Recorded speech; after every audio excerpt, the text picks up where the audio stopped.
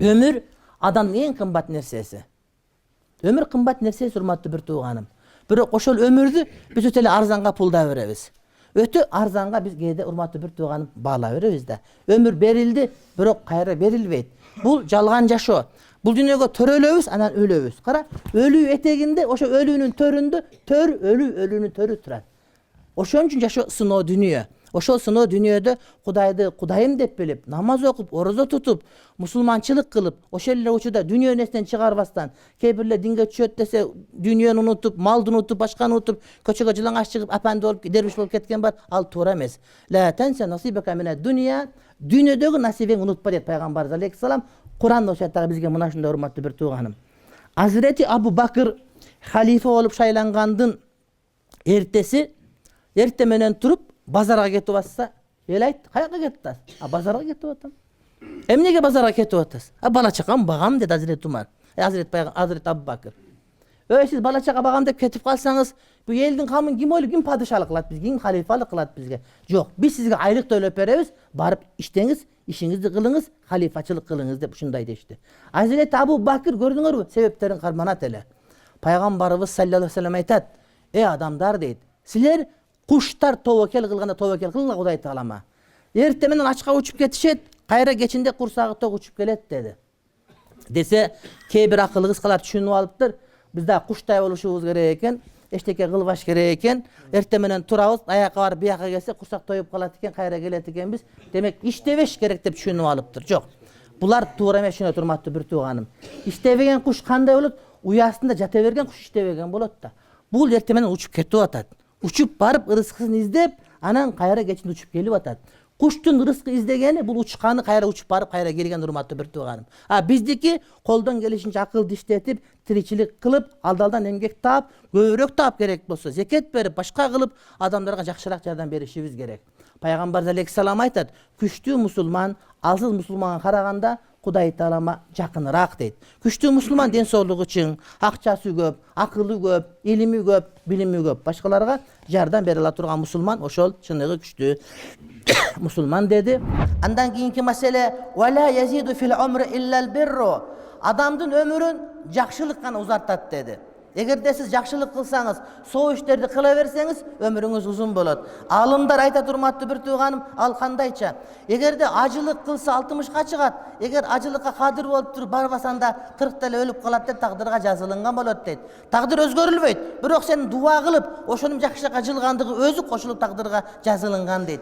Демек, адам баласы колунан келишинче, мүмкүнчүлүк болушунча жакшылык кылганга урматтуу бир туугандар аракет кылуусу милдеттүү болуп эсептелет. Андан кийинки маселе: мааси тамхаку баракатал умур ва ризк вал илм. Адам күнөө иш кыла турган болсо, өмүрдүн берекесин, ырыскынын берекесин, илимдин берекесин кетирип коет. Бир адамдар бар, 40ка чыгат. Бирок 40ка чыкканга чейин көп пайда келтирген болот. Бирок 80ге чыгат, эч нерсе келтирбеген болот. Только 80ге чыгып, семичке чакканда эле башка нерсени билбейт. Демек, өмүрүндө барака жок болду деген сөз болот. Бир адамдардын илими бар. Көп окуган, Маккада окуду, Мадинада окуду, Мысырда окуду, Бухарай шарифте окуду. Бирок аркасынан бир талабасы жок, же уккан адамы жок, болгон күткөн ырыскысын терип эле көчөдө басып жүрөт. Ырыскы Кудада. Эмнеге илиминде барака жок? Анткени анын күнөөсү бар. Күнөө илимдин баракасын кетирип койду урматтуу бир тууганым. Бир адамдардыкы бар, айтышат: айда туусам айда жок, айда жылан жеп коет, күндө туусам күндө жок, күндө жылан жеп коет дегенде күнүгө пул табат, бирок пулдун ырыскысы жок. Эмне үчүн? Анткени ошол адамдын күнөөсү анын илиминин, анын өмүрүнүн, анын ырыскысынын берекесин урматтуу бир тууганым кетирип койгон болот. Важал умурака 3 саатин. Өмүрүңдү 3 саатка 3кө бөл дейт. Саата лил илми. 1 саат бул бир убакыт, бул илимге болсун.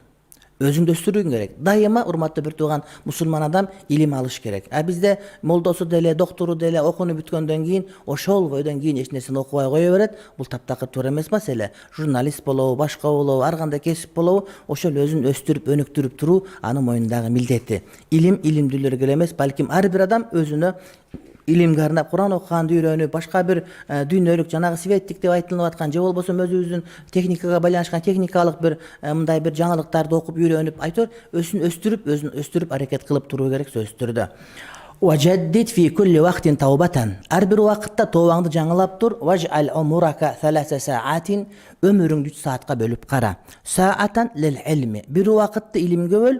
Ve saata lil amal. Ikinci bir vakitте amalga böl. İlimdi okup amalga taştap koyuş gerek.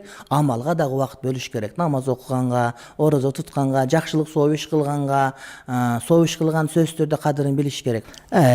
Ve saata li hukuki nefsika ve ma yelzamuka. Jana oşondoy ele bir vakit boluş gerek. Al özüңdүн hukukların, akıların üçün, jana oşoga okşogon nerseler üçün sözlerde vakiti bölüş gerek. Adam özünün den soğluğu üçün, akılesi üçün, adam özünün kursağı üçün, adam özünün bala çakası üçün, oşondoy özünün hobbisi, kalosu, hivaya dep koyup, oşol nerse üçün de vakt bölgөнгө эмне hareket kılış gerek bolot. Bul boyunca İmam Muslim rivayet kılgan görkön bir hadisти айтпай кетсек болбой калат.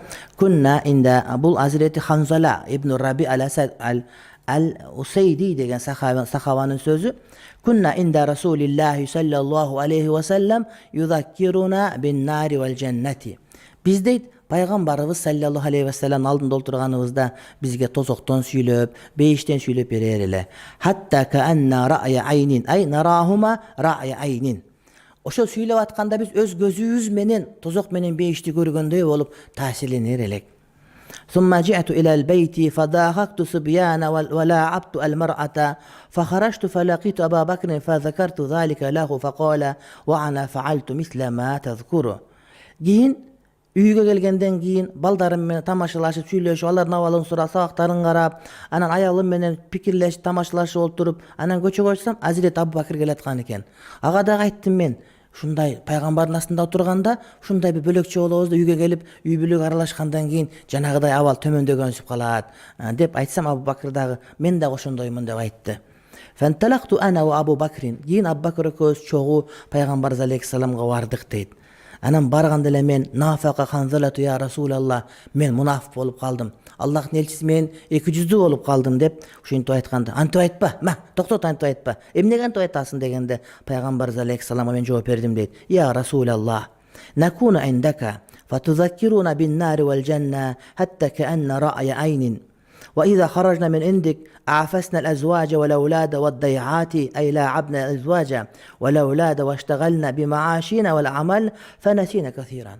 Астыңызда олтурганда биз периштелердей болуп кетебиз. Кадимкидей көтөрүлүп, жазба болуп, башка болуп, анан үйгө барып бала чака аралашып, мал дүйнөгө аралашып, дүкөнгө аралашкандан кийин жанагы абал төмөндөп, жанагыда кайнап аткан нерсе бөксөрүп калгандай бизге байкалып, анан ошондон 200 болуп калдыкпы, мунафык болуп калдыкпы деп кадимкидей кыжалат болобуз деди. Бул ким сүйлөп аткан? Бул Hazreti Hanzala сахаби, Hazreti Abu Bakr сахаби. Булар пайгамбарыбыз алейхиссаламга өздөрү ушинтип айтып келди, урматтуу бир тууганым. فقال رسول الله صلى الله عليه وسلم والذي نفسي بيده إن لو تدومون على ما تكونون عندي وفي الذكر لسافقتكم الملائكة على فرشكم وفي طرقكم. Eğer sizler menin aldımda, menin jarımda oturgandagıda imanыңар бийик деңгээлде болуп, ошондой абалда тура турган болсоңор, дайыма зикирде, фикирде боло турган болсоңор, анда силер уктап турганда периштелер төшөгүңөрдүн этегинде силерге салам айткан тизилип турган болор эле. Көчөдө басып барасыңар, көчөдөн периштелер силерге салам айтканын күтүп турган болор эле дейт. Эгерде силердин жүрөгүңөр ошол мен алдымда тургандай толукшуп турган болсо, зикир кылып тура турган болсоңор, анда периштелер силерди зарыгып күтүп, качан эшикке чыкса салам айтам деп эшигиңердин оозунда сагалап күтүп турган болот эле дейт. ولكن يا Hanzala sa'atan wa sa'atan, sa'atan wa sa'atan, sa'atan wa sa'atan. Бирок Hanzala дейт, бардын сөзү убагында. Адам жазыбасы көтөрүлгөн, жанагы иманы көтөрүлүп турган учурлар болот. Ошол убакта дүйнө мүлккө аралашканда бир аз суздаган учур болот. Демек урматтуу бир тууганым, ошол дайым эле дүйнө мүлккө кирип кетсең, анда барып суздап отуруп, таптакыр муздап да калышың мүмкүн экендигинен кабар берет. Демек дайыма ошол илимдүүлөрдүн сабактарына, баяндарга, дааваттарга аралашып туруш керек. Ошолордон эмне өзүнө заряд алып туруш, энергия алып туруш керек дегендин маанилүүлүгү мына ушул жерден билинип турат. وقد أفاد هذا الحديث الشريف فضل دوام ذكر الله تعالى والفكر في أمور الآخرة والمراقبة. Бул илим дейт. Ошол Аллах Тааланы бул хадисте эмне бар?